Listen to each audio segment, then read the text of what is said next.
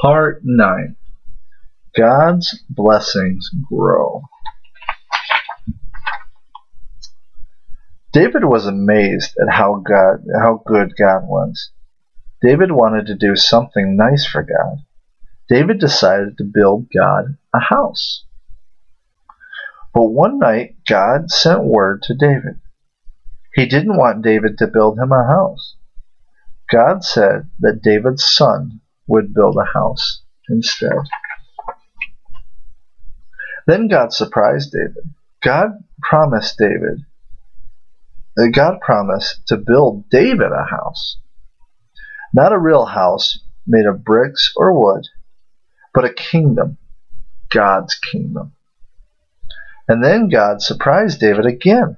God promised him that someone from David's family would live forever as God's king. If that weren't enough, God surprised David again. This forever ruler would be the promised one who would bring God's blessing to all the peoples of the earth. God's surprising promises made David very happy. He thanked God, and the promise was written in God's holy book. After David died, David's son Solomon became king.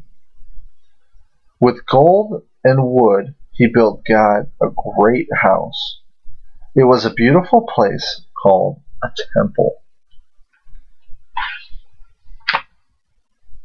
The temple was where the people made blood sacrifices for their sins.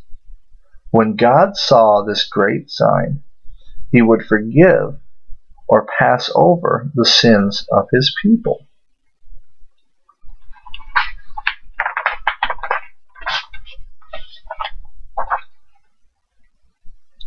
After the temple was finished, God came down in a cloud.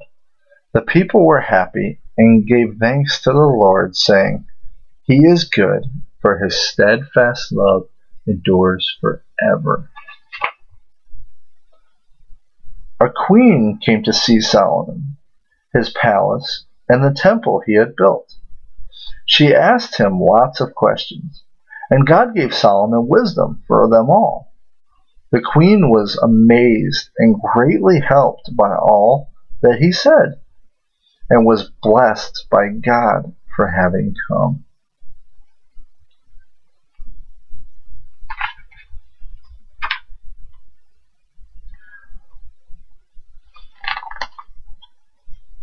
You see, God was keeping his promises to Abraham. He had already made Abraham into a great nation, and he had given Israel the land. And now God's king was bringing God's blessing to all the peoples of the earth.